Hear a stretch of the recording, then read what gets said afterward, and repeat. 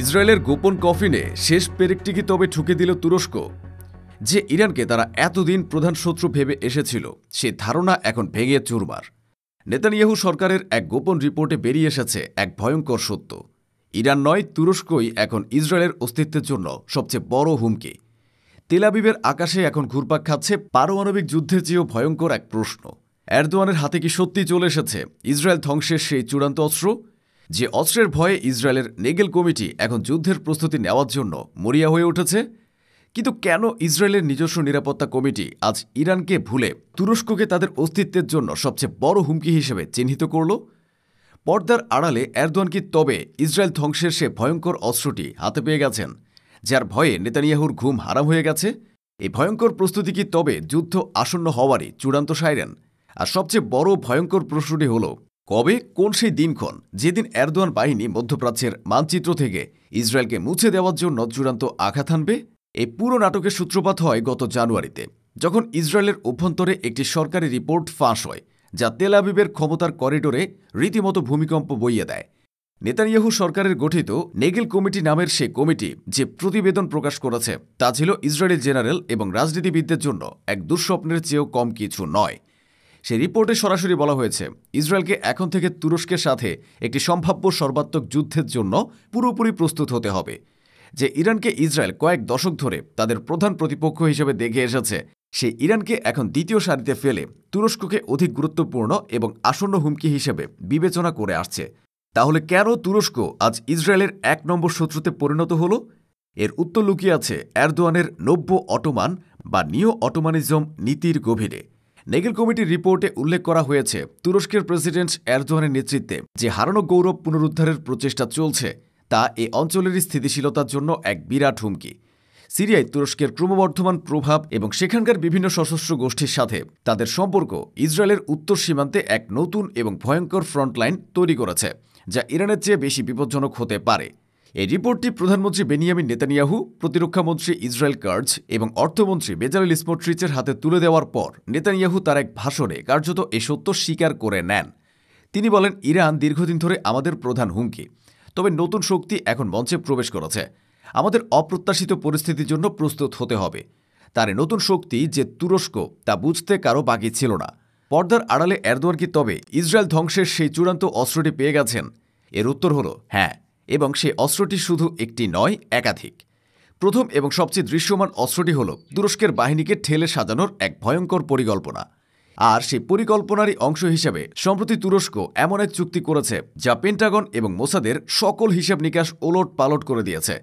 রয়টার্সের এক প্রতিবেদন অনুযায়ী তুরস্ক যুক্তরাজ্যের কাছ থেকে 20টি সর্বাধুনিক ইউরোফাইটার টাইফুন যুদ্ধবিমান কেনার জন্য 800 কোটি পাউন্ডের এক ঐতিহাসিক চুক্তি স্বাক্ষর করেছে। শুধু তাই নয়, ভবিষ্যতে আরও 24টি ইউরোফাইটার কেনার ব্যাপারেও আঙ্কারা আগ্রহ প্রকাশ করেছে। এই চুক্তিটি এমন এক সময় করা হলো যখন যুক্তরাষ্ট্র তুরস্ককে F-35 যুদ্ধবিমান দিতে অস্বীকৃতি জানিয়েছে এবং F-16 বিমান দেওয়া নিয়েও বছরের পর বছর টালবাহানা করছিল। এরদোয়ান বিকল্প পথে হেঁটে প্রমাণ করে দিয়েছিলেন তিনি আমেরিকার উপর নির্ভরশীল নন। এই ইউরোফাইটার টাইফুন হল চতুর্থ প্রজন্মের এক বিধ্বংসী যুদ্ধবিমান, যা ইসরায়েলের হাতে থাকা F-35 স্টেলথ ফাইটারকেও আকাশে চ্যালেঞ্জ জানানোর ক্ষমতা রাখে। আর এই চুক্তির পর ব্রিটিশ প্রধানমন্ত্রী কিয়ার স্টারমারের আঙ্কারা সফর এবং এ চুক্তিকে ঐতিহাসিক মুহূর্ত বলে অভিহিত করা প্রমাণ করে যে ইউরোপও এখন তুরস্কের ক্রমবর্ধমান শক্তিকে স্বীকার করতে বাধ্য হচ্ছে। তবে এই 20টি বিমানই এরদোয়ানের তুরুপের তাস নয়। তুরস্কের প্রতিরক্ষামন্ত্রী জানিয়েছে, তাদের তাৎক্ষণিক প্রয়োজন মেটানোর জন্য কাতার এবং ওমানের কাছ থেকে আরও 12টি করে মোট 24টি ব্যবহৃত কিন্তু অত্যাধুনিক ইউরোফাইটার কেনার আলোচনা চূড়ান্ত পর্যায়ে রয়েছে।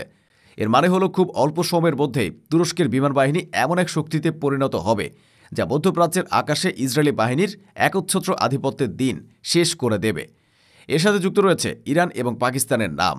ইসরায়েলি অ্যাটর্নি জেনারেলের অফিস সম্প্রতি 3 তুর্কি নাগরিক রহমান গোকাইর, ইউনুস ওজাল এবং ওক্তাই আর্চিকে অস্ত্র চোরাচালানের অভিযোগে অভিযুক্ত করেছে। কিন্তু এটি কোনো সাধারণ চোরাচালান নয়। অভিযোগ অনুযায়ী তারা তুরস্ক থেকে সৌদি আরব এবং জর্ডান হয়ে ইরান থেকে পাঠানো অস্ত্র ইসরায়েলের ভেতরে পাচার করার চেষ্টা করছিল। এই ঘটনা প্রমাণ করে তুরস্ক এখন ইরানের সাথে মিলে ইসরায়েলের ভেতরেই একটি নতুন যুদ্ধক্ষেত্র তৈরি করার চেষ্টা করছে। এই ত্রিপক্ষীয় জোট শুধু অস্ত্র পাচার বা বিমান কেনার মধ্যেই সীমাবদ্ধ নেই। এটা গভীর এবং সমন্বিত সামরিক গোয়েন্দা অক্ষশক্তি, যা ইসরায়েলকে চারিদিক থেকে ঘিরে ফেলার জন্য প্রস্তুত হচ্ছে।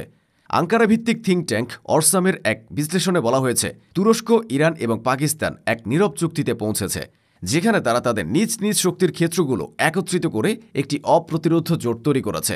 তুরস্ক তার উন্নত ড্রোন প্রযুক্তি এবং ন্যাটো স্তরের সামরিক কৌশল সরবরাহ করছে। ইরান তার বিশাল ক্ষেপণাস্ত্র ভান্ডার এবং এই অঞ্চলের প্রক্সি বা ছায়া গোষ্ঠীগুলোর নেটওয়ার্ক ব্যবহার করছে। আর পাকিস্তান এই জোটকে পারমাণবিক ছায়া বা গোয়েন্দা তথ্য দিয়ে সুরক্ষিত রাখছে। এই সহযোগিতার একটি ভয়ঙ্কর উদাহরণ হল প্রজেক্ট শাহিন। প্রতিরক্ষা বিষয়ক সাময়িকী জেন্স ডিফেন্স উইকলিয়ার মতে, এটি তুরস্ক ও পাকিস্তানের একটি যৌথ প্রকল্প, যার অধীনে পাকিস্তানের শাহিন 3 ব্যালিস্টিক মিসাইলের প্রযুক্তির সাথে তুরস্কের নিজস্ব গাইডেড সিস্টেম একীভূত করা হচ্ছে। এর ফলে এমন এক নতুন প্রজন্মের ক্ষেপণাস্ত্র তৈরি হবে যা ইসরায়েলকে যে কোনো প্রান্তে নিখুঁতভাবে আঘাত হানতে সক্ষম এবং যাকে প্রতিহত করা প্রায় অসম্ভব। শুধু তাই নয়, পাকিস্তানের গোয়েন্দা সংস্থা ISI তাদের স্যাটেলাইট এবং সিগন্যাল ইন্টেলিজেন্স ব্যবহার করে ইসরায়েলের সামরিক স্থাপনা এবং আয়রন ডোম ব্যাটারির রিয়েল টাইম বা বাস্তব সময়ের তথ্য তুরস্ক ও ইরানকে সরবরাহ করছে বলেও অভিযোগ উঠেছে। এই ত্রিদেশীয় জোটের উত্থান মধ্যপ্রাচ্যের ক্ষমতার ভারসাম্যকে এমনভাবে বদলে দিয়েছে যা গত 50 বছরেও দেখা যায়নি। এটি শিয়া এবং সুন্নি বিভেদকে অতিক্রম করে একটি অভিন্ন শত্রু ইসরায়েলের বিরুদ্ধে একজোট হওয়ার এক নজিরবিহীন ঘটনা। অন্যদিকে পাকিস্তানের সাথে তুরস্কের সাম্প্রতিক সামরিক এবং গোয়েন্দা চুক্তিগুলো ইসরায়েলের জন্য এক বড় মাথা ব্যথার কারণ। প্রতিরক্ষা বিশ্লেষকরা মনে করছেন, পাকিস্তান তুরস্ককে তাদের ড্রোন এবং সাইবার নিরাপত্তা প্রযুক্তি দিয়ে সাহায্য করছে, যার বিনিময়ে তুরস্ক পাকিস্তানকে অর্থনৈতিক এবং কূটনৈতিক সমর্থন দিচ্ছে। এই তিনটি দেশের তুরস্ক, ইরান এবং পাকিস্তান একজোট হওয়াটা ইসরায়েলের জন্য এক মহাবিপদের সংকেত। এই ভয়ঙ্কর প্রস্তুতি কি তবে যুদ্ধ আসন্ন হওয়ারই চূড়ান্ত সাইরেন? উত্তর হল হ্যাঁ। এই পুরো পরিস্থিতিতে নেগেল কমিটি ইসরায়েলি সরকারকে বেশ কিছু জরুরি সুপারিশ করেছে। এর মধ্যে রয়েছে প্রতিরক্ষা বাজেট বার্ষিক 15 বিলিয়ন শেকেল বা প্রায় $4.1 বিলিয়ন পর্যন্ত বৃদ্ধি করা, যুক্তরাষ্ট্র থেকে আরও উন্নত অস্ত্র কেনা এবং তুরস্ক সমর্থিত গোষ্ঠীগুলোর সম্ভাব্য তৎপরতা রোধে সিরিয়া সীমান্তে নিরাপত্তা বহুগুণে জোরদার করা। এর মাধ্যমে বোঝা যায় ইসরায়েল একটি অবশ্যম্ভাবী যুদ্ধের প্রস্তুতি গ্রহণ করছে। প্রেসিডেন্ট এরদোয়ান তার অবস্থান স্পষ্ট করে দিয়েছেন। তিনি সম্প্রতি বলেছেন, আঙ্কারা সিরিয়াকে বিভক্ত করার যে কোনো প্রচেষ্টা প্রতিহত করতে প্রস্তুত এবং তুরস্কের নিরাপত্তার জন্য সামান্য ঝুঁকি দেখা দিলেও প্রয়োজনীয় ব্যবস্থা নিতে এক মুহূর্ত দেরি করবে না। এরদোয়ানের এ বার্তা ইসরায়েল এবং তাদের পশ্চিমা মিত্রদের জন্য এক সরাসরি সতর্কবার্তা। আর সবচেয়ে বড় ও ভয়ঙ্কর প্রশ্নটি হল, কবে কোন সেই দিনক্ষণ যেদিন এরদোয়ান বাহিনী মধ্যপ্রাচ্যের মানচিত্র থেকে ইসরায়েলকে চিরতরে মুছে দেওয়ার জন্য চূড়ান্ত আঘাত হানবে? এর উত্তর সরাসরি কোনো তারিখে নয়, বরং লুকিয়ে আছে এরদোয়ানের পাতা এক ভয়ঙ্কর ভূরাজনৈতিক ফাঁদের মধ্যে।